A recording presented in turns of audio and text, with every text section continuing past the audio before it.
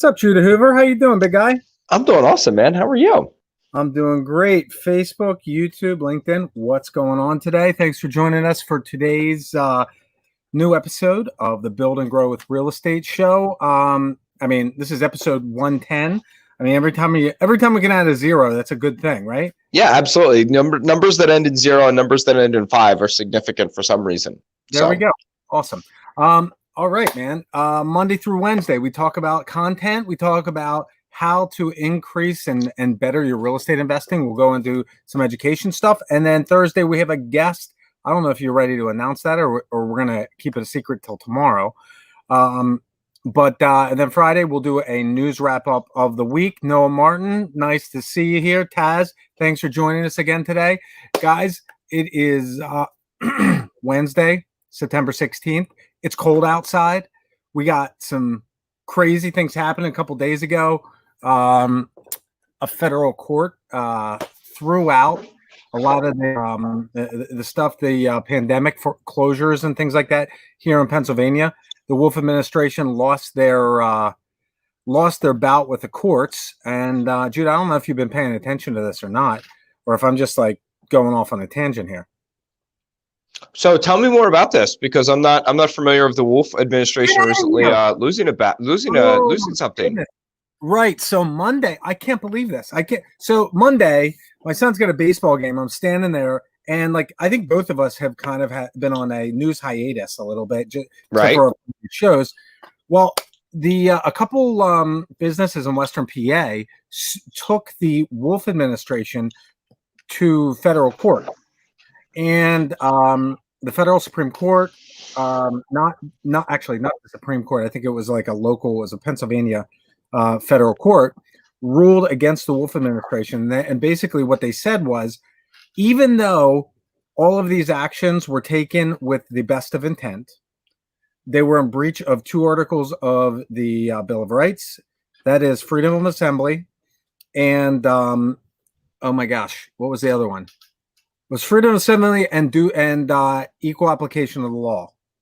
So essentially, because some businesses were essential and others were not, they said, "Look, this is unconstitutional." Now, obviously, the Wolf administration has. Well, what's the remedy for that? How do you? They tell them to stop doing something that they've already stopped. Well, no, but they haven't. We still have 50% that's true. Restaurants in the state, only 50%. There's still a lot of restrictions that are out there. And especially you look at I think that perhaps the conversation here is look, we're talking about stuff that's already remedied. But if this ever comes up in the future, we need a precedent. We need the case law precedent so that we can fight it again. Yep. That's exactly right. And I think the fear that a lot of people have with some of the reaction of these governors and these other people that are involved here with the shutdowns is not so much that the actions that they took, but the liberties that they took were just kind of grabbed, and it felt like overnight we went from being in a relative democracy where people have the freedom to pretty much do what they want, to overnight it's like not a police state, but there was many fewer freedoms. Well, yeah. Did you? This is an off the record conversation. The president was asked a couple of questions last night that, number one, I could not believe the tone and the disrespect afforded to our president of the United States last night during the ABC town hall. But also, it was bad. A sitting president, I don't care if they're a Republican or a Democrat, a sitting president should not be spoken to the way our president was last night. It was bad. Were these constituents? Were they voters, or was this yes, it was. The other one was what's his name? He was the press secretary for the Clintons, and everyone forgets that now. I can't think of what his name is, but he's a CNN guy now. Anyway. Well, so here's my thing, though. I think that presidents.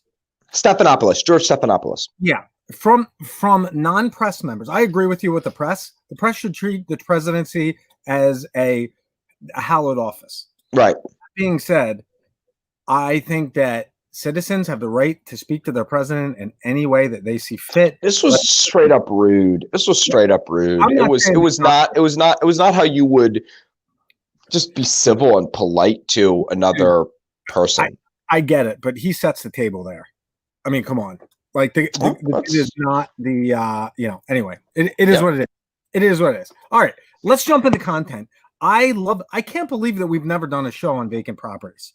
Right. This is like your bread and butter. This is your stuff. This is your high fastball that you knock out of the park.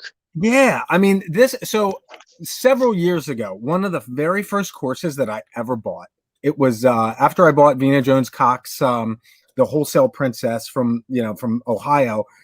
There was this guy on the West Coast that sold a course on how to find and solicit vacant property owners, right? And that was kind of my first introduction. And at the time, the course is old. Like it's 10 or 15 years old, maybe 20 years old. And since I bought it, there's all kinds of different, upgrades and things like that. These are not notes from his course. This is stuff that I've actually used. There's a lot of other ways to do this. You can send right. So that course was your introduction into the world. Right. You took it and made practical knowledge of it and found out what works and doesn't work from the course. Because believe it or not everything that you read about in a course actually works. And so what we're going to be covering today is real life application based on what you actually found. Yeah. So what's really interesting about this is this time in the market mimics a lot when I first got started in real estate.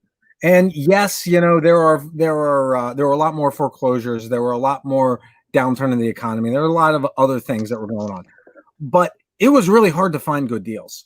Right. And one of the reasons it was so hard to find good deals is that people had taken a lot of the equity out of their properties. And so finding those really good discounts with lots of equity that, you could wholesale or improve with renovations, it was tough. Now, we got a very similar market in that we're in a climate right now where there's such demand for real estate that anybody that wants to sell is going to put their house on the market and it's going to sell, right? So if you're talking to somebody, even if they've got a beat up house and they live there or they are paying attention, it's going to be tough to get them to give you the kind of discount you want. Whereas right now, there are still vacant properties everywhere. And I guarantee you that you've driven by one in the last 24 hours and probably didn't even know it was vacant. Right. I mean, that was my biggest eureka moment. Right. When I bought that course and I'm reading this stuff, I start driving through some really great neighborhoods. And I'm like, oh my gosh, that house is empty. That one's empty too. Oh my goodness, this place, I drive by it every day. I didn't even think that it was vacant.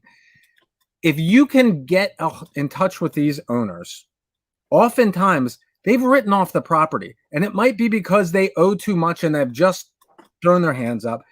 It's more likely, though, that they have disputes with their siblings because it's an inherited property and they're fighting over who should get how much for the thing. It's a situation where, like, they moved out. They paid off the mortgage years ago. They moved out because there was a roof leak or something that they couldn't afford to fix at the time, and it's gotten worse. But they're still great properties. And or just life happens, Josh. Like, yes, you and I are each working on 3 different projects in the real estate world at any one time. Yeah. I'm a realtor. I have clients that I'm working with. I'm an executive at a property management company. We run this show. You do everything that you do. And, we've got things that we even talk about doing with this show that we haven't quite gotten around to yet. So people's lives are busy. Obviously, we've got a lot more bandwidth to handle a real estate problem if it comes up. But if somebody is out there and they're a doctor, a lawyer, a school professor, or something like that, and they've got, their kids and some step kids going on, and, they're dealing with this COVID situation, and, we've all got stuff in our lives, and they've got this property that grandma gave them 4 years ago, and they know that if they put $30,000 into it, they could create, an extra $150,000 worth of equity, and they haven't been open to selling it in the past, but now life is so on top of them that that if you approach them the right way, they might be willing to sell it at a discount. Yeah. So, all right, let's dive in. You know, Yep. the biggest issue with these type of properties is you don't necessarily know who the owner is, where they are, how to contact them. And let's face it, these people, if they have a vacant property in a decent neighborhood and they're not doing anything with it, it's likely they're distracted by something else. Right. They're distracted. That's Right. usually oftentimes what happens. And they might not be totally distracted. Sometimes the best deals are the ones that aren't the board ups or you know, they kind of sort of care. And so they show up 2 or 3 times a year to mow the lawn. You know what I mean? They still like they show up every once in a while to do a little bit of work. I've worked on properties like that with and you know those are the ones that are kind of hiding in plain sight because they're not it's not totally obvious what the situation is. Well, exactly.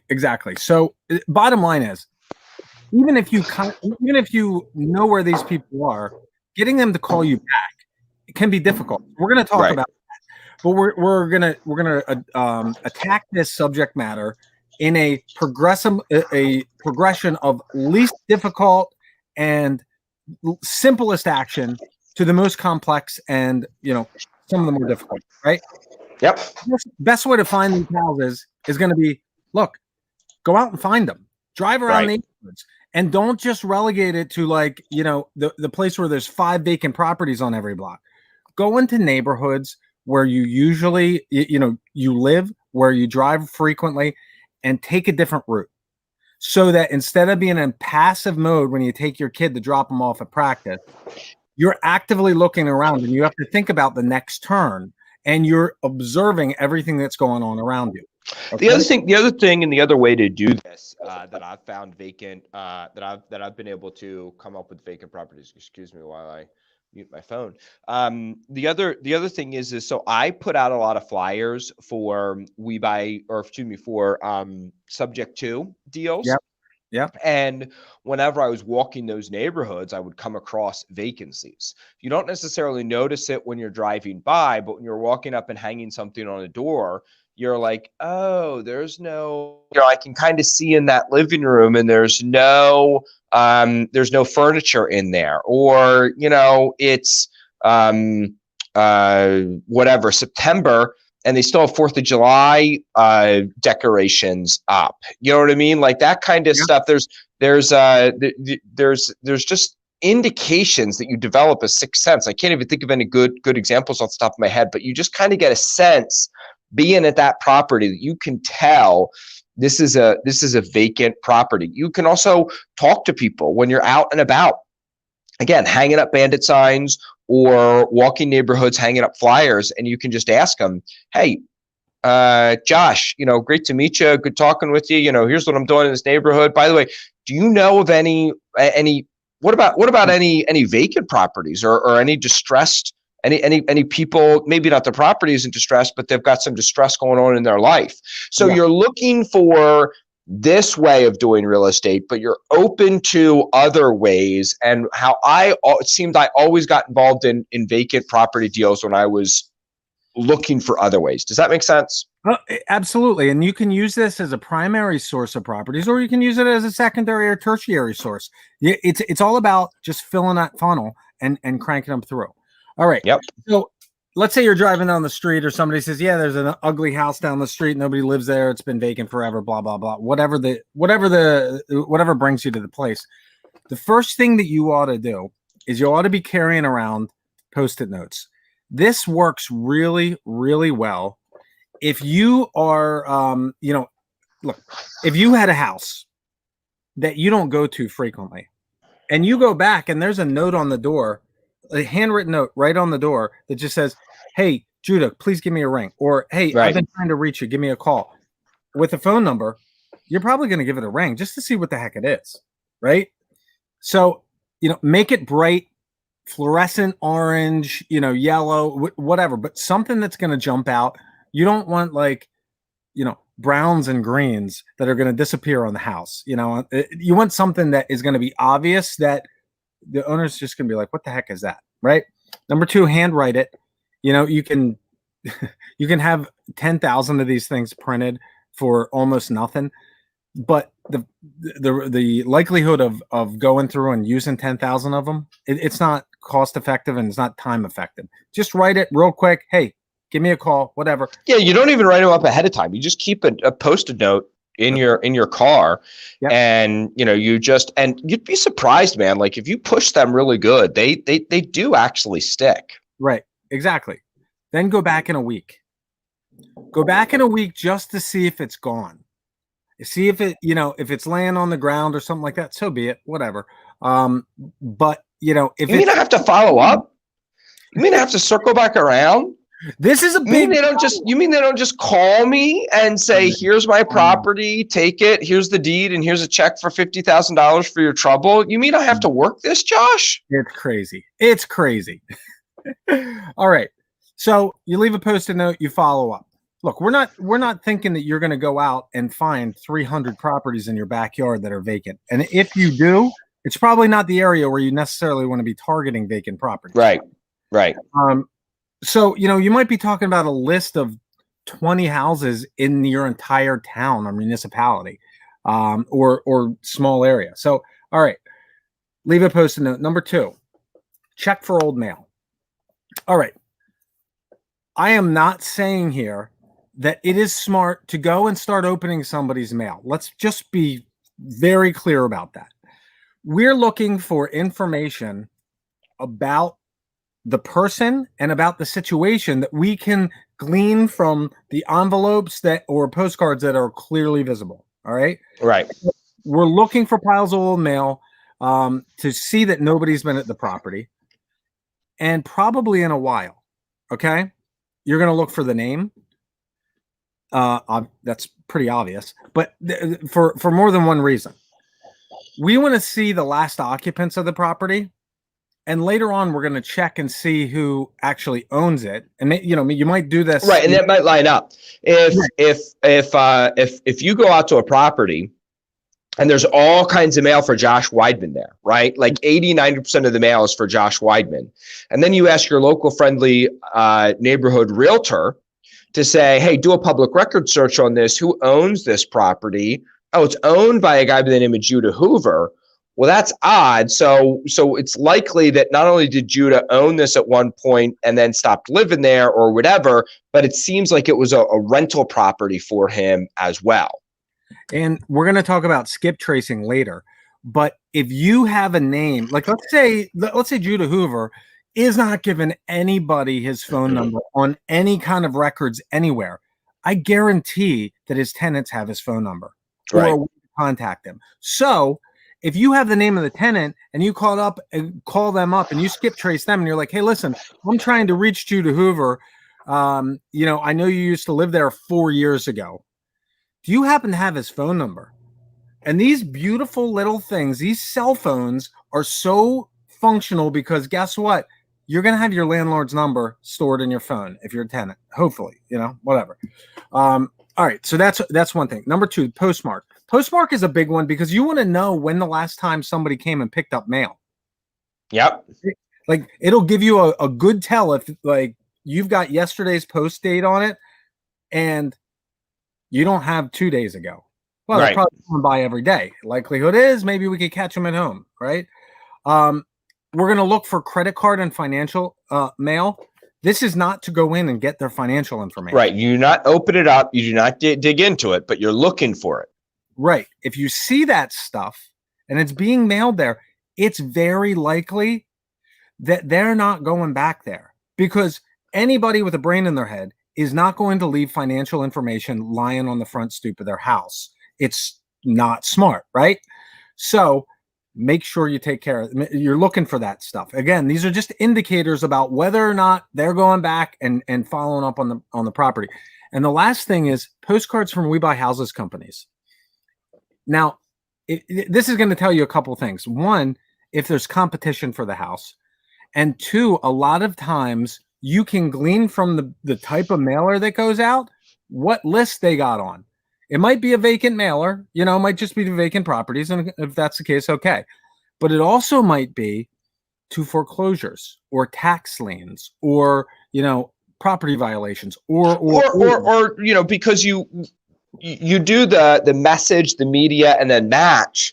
You know, so if I was mailing somebody, We Buy Houses campaign to expired listings, I would call that out in the headline. I would say, hey, I see that your property here didn't sell and it was listed. A lot of people when they list a house for sale and it doesn't sell, they've found that I can work with them. You would write ad copy that would go along with that. That's exactly right. That's exactly right. All right. So some things not to do, and these are big ones. Number one, don't steal the mail. That's a federal offense. You don't steal mail. Number two, don't open mail, especially not credit card or apps or financial information. That is a huge no-no. Identity fraud is a big deal, and you can land yourself in a big, some hot water if you get there. And last but not least, don't open the mail. I think I said that already. Don't steal it. Don't open it. And certainly don't open the financials. Right? All right. So that's mail. Now you've gone to the house. You got a Post-it note on the door.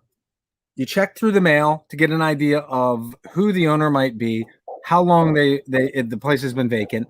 And our next step is going to go and talk to the neighbors. Knock the neighbors. All right. This is an easy knock because you're not selling anything. You're not pitching anything. You're just hoping for a conversation. And frankly, it is not a high probability that they're going to have the phone number of that neighbor. It's not. But I bet you they know something about that neighbor. They know something about what happened. They know the story. They know whether you're wasting your time. They know whether you're barking up a wrong tree. There's all kinds of information that you can find. And what you do is you knock on the door and then you take 5 or 6 steps back. So when they open the door, you come across as very non-threatening. Yep. Hey, my name is Judah. I was interested in this property right next door here. Just trying to get a hold of the seller. Just trying to get a hold of the homeowner. Yep. And say it like you're trying to think of it on the spot. Do you know what happened there? What went on there? Hey, that's what? I don't know. Do you know what happened there? So I like to think of this as like a 5-step script. And don't think of what to say. Think about what you have to cover. Right. The first 2 are really simple. Introduce yourself. That's one. I mean, if you can't come up with, hi, my name's Josh, you got a problem. Second one is tell them why you're there. Most people, when they open the door and there's somebody that they don't know there, all of a sudden walls go up, right? Make it relevant to them. That's a huge one too. Hey, it looks like the house next door is vacant. I'm a real estate investor and I buy properties just like this. I got a little interest in it and I'm stopping by to talk to you because, I'm trying to figure out what's going on there. And, if you know how to get in touch with the owner, I mean, that it opens the door. You start the conversation. Really simple. Right. Number 3, ask for their help. Right. I'll bet this place has been a real mess for you to, to have right next door in the neighborhood, in whatever. Do you know who the owner is? I'd really love your help here. If you can help me in any way, this leads to the number 4. If you're an agent, you can't do this. If you're not an agent, you shouldn't do this, but it helps, offer a reward. Look, I've paid people as much as $1,000 for helping me find an owner on a property like this. If you know somebody, if you can help me out, I really appreciate it. And then number 5, if they just say no and everything shuts down, number 5, you wait till the end of the conversation. Always ask if they know anybody else that wants to sell their house. Don't forget number 5. I remember we've talked about this before on the show. I remember when I learned that tip from Robert Sheeman.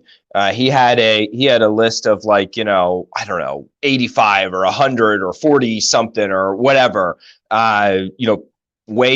cheap ways of getting real estate. And that was one of them. And I started doing that. And it was amazing how many people are like, oh, well, yeah, I know somebody else who's looking to sell real estate, or I know, maybe I'm interested in listing or selling my real estate. And yeah, what Jonna says there is exactly right. Women are much less threatening. Men and women open up to women more. It's amazing how that works. There's a reason why every computerized and or recorded voice you've ever heard has been a woman. Okay. Think about it. Yeah. All right. Women rule the world, by the way, Josh. I don't know if you know that or not. Dude, it's so true. Did you see? I always joke around and say, the first rule of the matriarchy is you have to call it a patriarchy. We refer to this thing we live in as a patriarchy. That's right. And that's because it's the first rule of living in a matriarchy. You must call it a patriarchy. One of the major banks just named the successor to the existing president as a female. She's going to be the first female president and CEO in the bank's history, and actually the history of like the 5 big banks or whatever. Nice, cool. Anyway, all right. So you're talking to these people. There's some little bits of information and some ways that you can lead the conversation. Oftentimes they'll want to talk about that nuisance of a property that they never cut the grass until they get a citation. And then they show up 2 weeks later and they blow that long grass all into their beautiful lawn and blah, blah, blah. They'll go on and on. You're going to ask for the contact information, friends, family members of the owner. A lot of times you're not going to get that. So then go on to background. How long's the place been a mess like this? When was the last time somebody lived there? Do you know why it's abandoned? What happened with the owner? Any activity in the house, or do kids break in? Have you seen people kicking around the place that might be buyers of the house? Any little bit of information that you can get, it's a feather in your hat that you can use down the line when you're talking to the owner.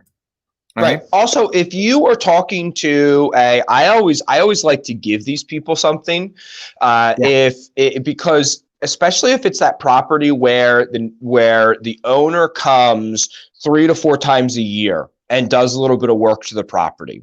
Yeah. One of the things that I always do is when I'm talking to that neighbor, when I circle back around 2 weeks later, first of all, right then and there, I give them my card and say, I want to talk to them. Yeah, and then I circle back around 2 weeks later. And for the neighbor that I talked to, that I got a lot of good information from and who I want to help connect me to the people, is I give them a $25 Amazon gift card or a $25 Starbucks gift card or something like that. I mean, how much would you pay to have a spy working for you on the inside? You know what I mean? You would pay 25 or excuse me, you'd pay $250 or $2,500 depending on how big the list you were buying was or how much data you were buying. It's worth $25 for a very targeted list. When I had my mortgage company, I would pay up to $35 per lead if it was a highly qualified lead, if it was the right type of lead that I knew I was going to be able to close a $3,000 to $5,000 mortgage from. If you're looking to make a $10,000 or $15,000, wholesale fee off of this, or $30,000 or $40,000 markup when you turn around and sell it, you can afford to be working 4 or 5 of these and give out, a $10 or $15 or $25 gift card, especially if it seems like this is a really good thing. And guess what I've had happen? I've had people call me and say on my cell phone on a weekend, hey, this is Sally. I live beside that house you're interested in. There's a car in the parking lot right now. I think the owner is there doing blah, blah, blah. If you bribe them a little bit, you can make that happen. Does it happen every time? No. But all you're trying to do is do 5 or 6 things with 5 or 6 of these different properties to increase the odds that one of them is going to pop for you. That's right. All right. So you're knocking doors. Then we got the lazy stuff and the background stuff, right? If you can't find the owner's name, say there's no mail there, the neighbor is closed mouth, they don't want to share anything, you got to go home and do some homework. You at least have the property address. That's a big one. So we're going to go back and I love this one. Butter the biscuits, baby. Absolutely. I love it. All right. You got to go back and do some research. The easiest point of information typically is going to be the tax records. It's going to show who owns the property. And you can ask any of your local realtors, hey, I mean, I get asked this a lot. People text me, they're like, hey, Judah, who owns 123 Main Street? When was the last time it was listed? What did it sell for? Whatever else. I mean, I've got, when you have MLS access, it's a beautiful thing. Because of what Josh said earlier, there's a whole bunch of trouble that you as a real estate investor and a realtor can get yourself into. So I specifically recommend investors don't become realtors. Not because I'm worried about the competition. I can outsell anybody. It's because I'm legitimately concerned about investors getting themselves in trouble. I was a real estate investor for about 15 years before I got my license. There you go. All right. Number one, tax records. That doesn't give you any information though, but their mailing address, and maybe not even that, because if they've abandoned the property, they probably haven't updated their tax information. Especially in a lot of these municipalities, they can have 10 years of taxes before they're going to see any kind of legal action or whatever. So that's the one thing. You can do an online search of the owner's name and the property address that you looked at, and maybe their new property address. And there are plenty of fairly inexpensive search companies out there. Even Google has like a people search, something like that, that you can get some basic information. But if you want to get real information, and like, let's say you have a tenant's number, you've looked everywhere else for the phone number, you might even have skip traced the property owner, and you can't find anything. You can skip trace the tenant. You can look back in some of these searches with skip tracing, and you can see who has lived in the property for the last 10 or 15 years. You can get information about all their relatives, how to contact them. I mean, there's some very, very in-depth searches that can be done through skip trace companies. You're talking bigger dollar amounts though. A lot of these companies, you're going to need an account that's something like $50 a month. You're going to need a physical business address where they're going to come out and inspect the property, to make sure that. Well, there's different levels. I mean, you can skip trace per record. You can skip trace. You can certainly set up a monthly account, where they'll charge anywhere from $25 to $50 per month and have some level of unlimited searches. So yeah, I mean, what you're describing there is even more in depth than anything I've ever even gotten. But it is amazing what you can get at the lowest to low end of skip tracing. And I'm just so amazed at how many investors don't even pursue it, and they think it's going to cost thousands of dollars. Right. Here's the cool thing. You can hire a third-party individual. And I mean, I get solicited on Facebook at least 5 times a week by people that want to do skip tracing for me. Right? Don't go for the cheapest price because you get the cheapest return. Sure. But if you have a large bulk list, it might, it's not going to cost much. If you have a small list, 1 or 2 records, whatever, it's going to cost you significantly more. It might cost you $2 or $3 or $5 a search. But let's face it. $5 whole dollars a search? Exactly.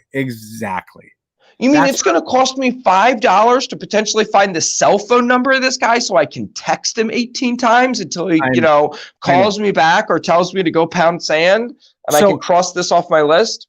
Judah, it's like, what the last slide is on the presentation here. Yeah. The hardest part of this process, like it can be really hard to find these owners. If you find them, the hardest part here is to get them to call you back.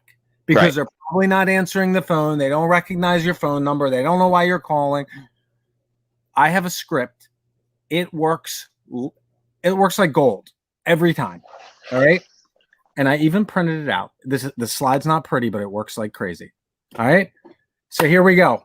I got the phone number, 123 Main Street. Here we go. I pick up the phone and I call Tom. Hey, Tom, this is Josh. And you can reach me at 717-555-1212. I own a house over here in Palmyra, and I'm giving you a call because I need to talk to you about your property on Main Street. It looks like there's, and then hang up the phone. Every time. That's deadly, man. That's deadly. Because you're telling the truth. I own a property over here. You know, you don't have to get into, I'm an investor and I'm this Right. and I'm that and all this and that. And when they call you back, then you're ready for the call. You know exactly what to say. But it's got to be, you got to rehearse this, because if you go, it looks like they're, and you hem and haw and then hang up the phone, it's going to sound like you just lost your guts. Right. Right? You lost your nerve and you wanted to back out. But if it sounds like you got disconnected in the middle of the call and you didn't know, well, you're going to get a phone call back. It works. Yeah, that's powerful, man. Done. See, Bayshore, I love it, man. Josh is a phone ninja. Yeah, Josh, like I'm actually kind of, I've made my living on cold calls and sales, phone sales and everything like that. It is how I have put food on my table for the better part of the last 3 decades. And I cannot think of anything more deadly than that. That's awesome. Well, this is the goal of the week right here. Bayshore is smart. He took a screenshot. Right. I love it. That's powerful, man. That might be the best. That might be the best golden nugget from September so far, man. I'm telling you, that's the kind of stuff that people hold and only give you in their course if they've if you've paid good money for it. Well, dude, these are little breadcrumbs, right? You got to watch a lot of shows to get all the breadcrumbs and get the whole right. You know what I mean? Right.